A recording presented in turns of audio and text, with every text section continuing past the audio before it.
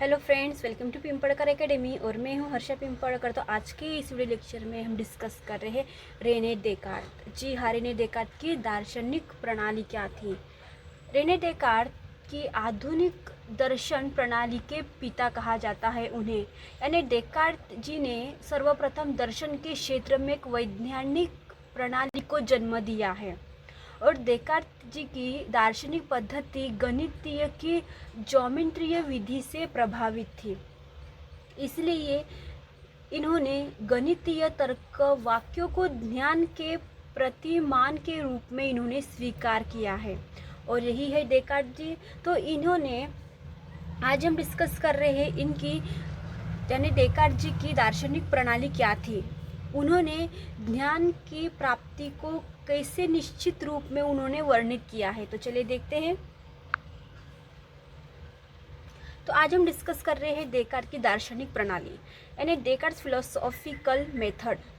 उन्हें बुद्धिवादी दार्शनिक भी कहा जाता है। आधुनिक पाश्चात्य दर्शन का जनक माना जाता है उन्हें। वो कहते हैं कि डेकार्त जी को ऐसे ध्यान प्राप्त करना चाहते थे जिसमें उस ध्यान में निश्चित, सुस्पष्ट और सुभिन्न क्लियरिटी होनी चाहिए। यानी उन्होंने उनकी जो बुक थी वो है डिस्कस ऑन मेथड में उन्होंने 4 सूत्र की यहाँ पे हमें बात की है। यानी उनकी जो पद्धत थी वो निगमनात्मक पद्धत थी। कौन सी थी? निगमनात्मक पद्धत थी। इसीलिए उन्होंने गणितीय एक संप्रज्ञात्मक विज्ञान है, इसके लिए निगमनात्मक पद्धति अपेक्षाकृत और अधिक उपयुक्त है, इसकी ये बात करते हैं। तो चलिए देखते हैं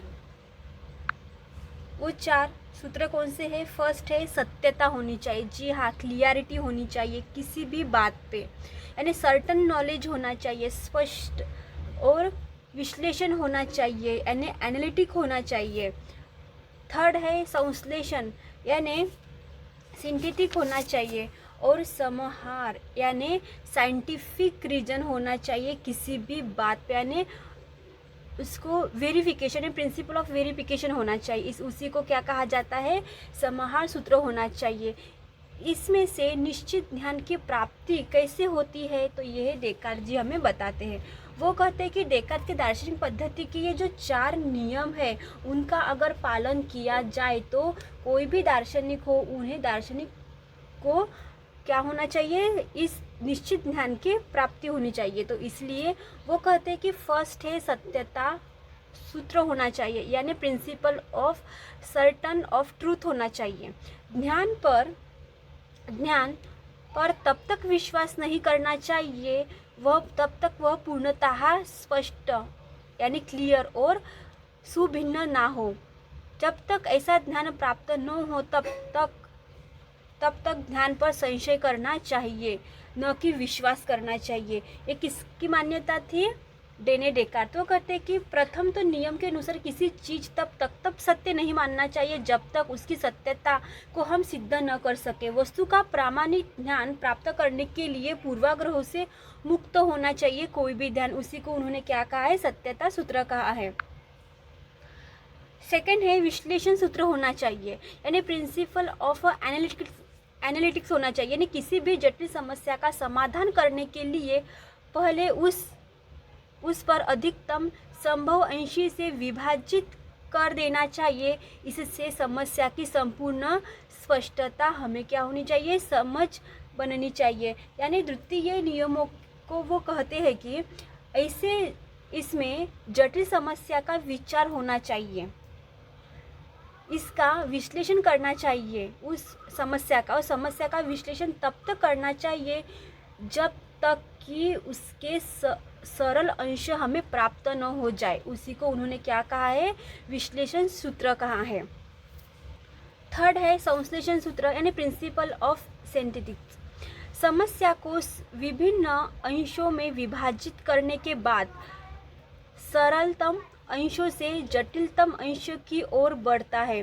और अंतिम अंश पर पहुंचकर संपूर्ण समस्या में समन्वयित होता है। यानी तृतीय नियम वो ये कहते हैं कि विचारणीय समस्या के स्वरूप पर व्यवस्थित ढंग से विचार करना चाहिए। पहले तो सबसे पहले समस्या के सरल और मूल तत्वों को हमें परखना चाहिए, उसके बाद धीरे धीरे अपेक्षाकृत कठिन तत्वों को हमें रखना चाहिए और इससे विचारों में क्रमबद्धता आती है और समस्या का हमें क्या मिलता है, समाधान मिलता है। किसमें?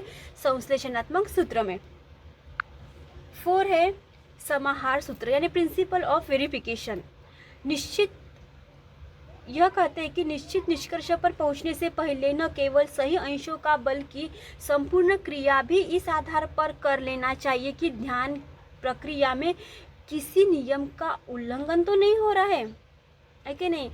हमें वेरिफिकेशन करना चाहिए कि हम जो नियम कानून बना रहे हैं उसका उल्लंघन तो नहीं हो रहा है। जिसमें ये कहते हैं कि चतुर्थ नियमानुसार वो कहते हैं कि पूर्ववत विषयों पर हमें सर्वेक्षण, परीक्षण और उनका क्या करना चाहिए, मूल्यांकन करना चाहिए, ताकि हमारी विचार श्रृंखला में कहीं गड़बड़ी तो नहीं हो रही है। इस प्रकार चतुर्थ नियम का लक्ष्य विचार प्रक्रिया को निर्देश करता है और इस प्रकार हम देखते हैं कि डेकार्त की जो दार्शनिक पद्धति विश्लेषण प्रधान है, क्योंकि बिना विश्लेषण के समस्या में मूल जो घटनाओं का हम स्पष्ट और विवेकपूर्ण ध्यान संभव ही नहीं है। इस विधि में विश्लेषण का अधिक महत्व रेने डेकार्त जी हमें बताते हैं। तो इस वीडियो में फ्रेंड्स हमने देखा कि डेकार्त जी है जो उन्होंने दार्शनिक पद्धति यानी डेकार्ट्स प्रिंसिपल मेथड किसमें कही है, इस मेथड में उन्होंने क्या कहा है, जो निश्चित ध्यान होना चाहिए, स्पष्ट और सुभिन्न ध्यान होना चाहिए। किस बुक में कहा था? डिस्कस ऑन मेथड में कहा था। उसमें 4 सूत्र की उन्होंने बात की है, वो है क्या होनी चाहिए सूत्र? सत्यता होना चाहिए, विश्लेषण होना चाहिए, संश्लेषण होना चाहिए और समाहार होना चाहिए। तो इस वीडियो में हमने डिस्कस किया रेने डेकार्त जी को। Thank you for watching my video friends.